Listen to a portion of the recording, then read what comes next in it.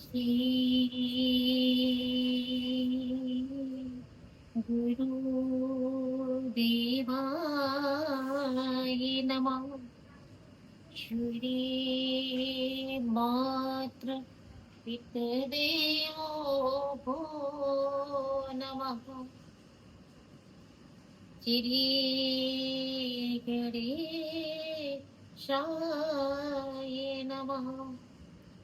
गजानन भूत गणाधिसेवितं कपित्थजम्बो फलचारुभक्षणम् उमासुतं शोकविनाशकारिक्रं नमामि विघ्नेश्वरपादपङ्कजम्।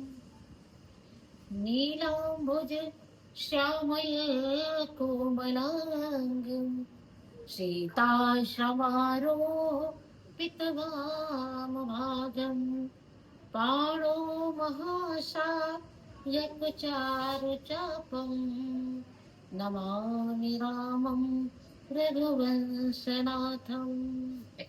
त्वमेव माता च पिता त्वमेव बन्धु च सखा त्वमेव विद्या द्रविणं त्वमेव सर्वं मम देवदेवो त्वमेव सर्वं मम देवदेवो। वसुदेव सुतं देवं कंसचारुमर्दनं देवकी परमानन्दं कृष्णं वन्दे जगद्गुरुम्। आइए हनुमान विराजिए कथा कहूँ चित अनुसार प्रेम सहित गादी धरो पधारिए पवन कुमार। बोलिए अनंत बलवंत श्री हनुमंतलाल जी महाराज की जय। श्री सद्गुरुदेव भगवान की जय। आइए थोड़ी सी हरि चर्चा में हम आप जुड़े भगवत नाम का कीर्तन करते हुए प्रभु की इच्छा तक कथा बोली जाएगी। कहा गया है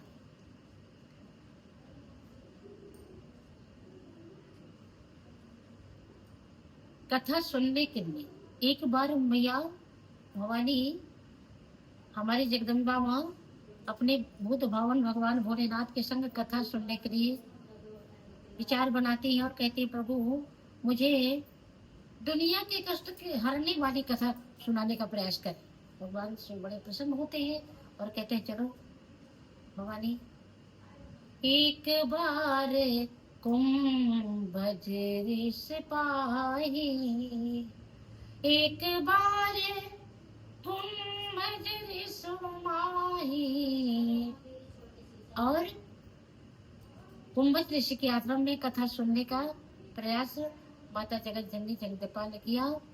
भगवान भोलेनाथ के साथ तैयारी बनाई और भगवान के साथ कथा सुनने के लिए बहुत सुख होकर के चल पड़ी। शंभु गए कुंभज ऋषि पाही, एक बार त्रेता युग माही।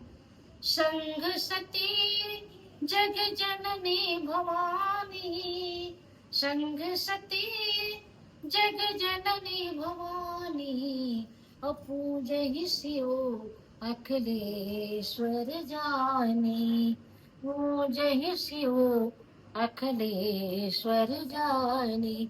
भगवान भोलेनाथ के साथ आज माता पार्वती कुंभज ऋषि के आश्रम जाकर के भगवान की कथा सुनने के लिए बैठ जाती है, जहाँ पर हर चर्चा हो रही है। लेकिन वहाँ भी मैया पार्वती के मन में थोड़ा सा, उनके मंदिर में हमेशा एक उतार चढ़ाव हुआ करता था, क्योंकि वहां जाते ही उन्होंने देखा कि भगवान भोलेनाथ को देखते ही वहां पर सभी देवी देवता खड़े हो जाते हैं और प्रणाम करने लग जाते हैं। तो माता जी को संदेह हुआ कि ये भगवान भोलेनाथ जो जहाँ कथा सुनाने के लिए आए हैं, स्वयं राम आज इनको खुद प्रणाम कर रहे हैं, इसका क्या मतलब हो सकता है। मन में संशय होना ही हमारे आपके जीवन में जो दुख का कारण बनता है, क्योंकि हम कभी संशय ना करके विचार करें और सत्संग के माध्यम से सीखने का प्रयास करें। कहा भी गया है कि रामायण सुरसर की छाया और दुख भय दूर निकट जो आया, दुख भय दूर निकट जो आया।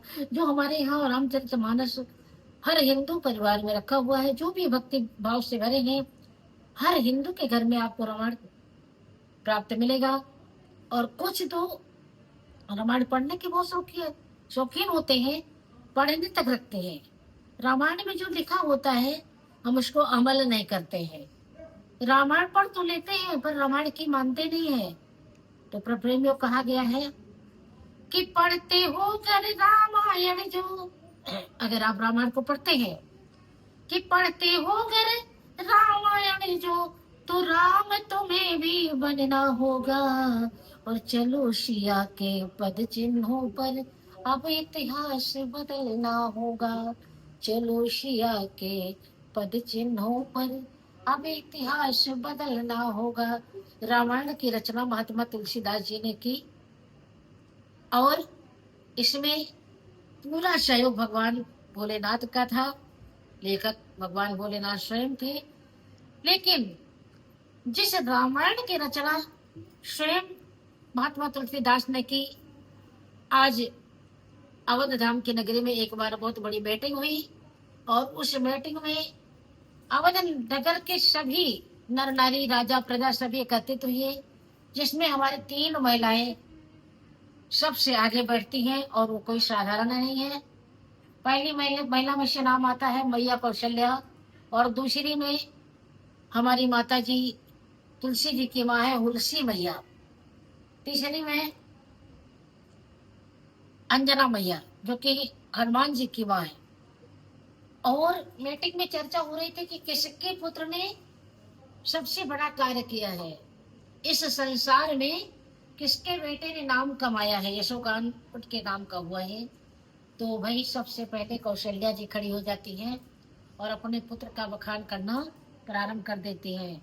किस तरह से बता रही है मैया कौशल्या कि यह अचरज कभो सुने हो न पावा, कि राम सेतु कर सेतु बंधावा, राम सिंधु कर सेतु बंधावा। और जैसे कौशल्या मैया ने अपनी बात रखी, तुरंत अंजना मैया खड़ी हो जाती हैं और कहती सुनो मैया, जो कार्य आपके पुत्र ने किया है ना, उससे बड़ा कार्य मेरे पुत्र ने किया। कौशल्या जी ने कहा बताइए तुम्हारे पुत्र ने उससे बड़ा कौन सा कार्य किया। तो अंजना मैया कहती हैं कि यह अचरज कभो सुने हो न काना, कि सिंधु ही लांघी गयो हनुमाना। जिस पुल को, जिस सेतु को बनाने में तुम्हारे पुत्र ने इतना बड़ा करिश्मा किया है कि आप बता रही हैं, उस पुल को, उस सेतु को हमारे पुत्र हनुमान जी ने एक छलांग में तुरंत पार कर दिया। इतना बड़ा कार्य हमारे पुत्र ने किया।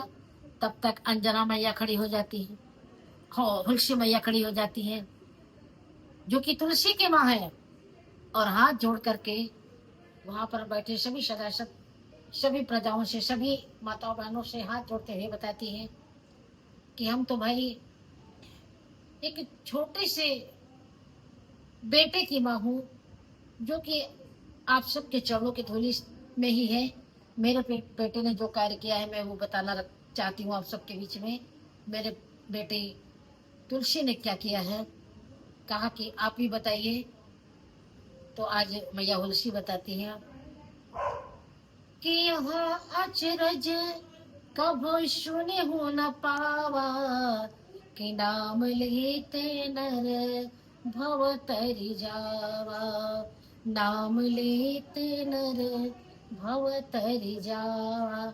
अब आप लोग सोच रहे होंगे कि ऐसा कौन सा बीज मंत्र इनके बेटे तुलसी ने लिख दिया उस मानस में कि जिसके नाम लेने से संसार में पापी से पापी भी पावन हो जाते हैं। ऐसा कौन सा बीज मंत्र है? तो कहा कि ये कलयुग का कलकाल चल रहा है, लेकिन इस कलयुग के कलकाल में मेरे बेटे ने जो मानस की रचना की है ना, उसमें साफ लिख दिया है कि कलयुग के कलकाल में बहुत सरल भक्ति होगी, परंतु प्राणी कर नहीं पाएगा। और जिस प्राणी ने कर लिया, कलयुग केवल नाम आधारा, कलयुग केवल नाम आधारा, सुमेरी सुमेरी नर उतर ही पारा।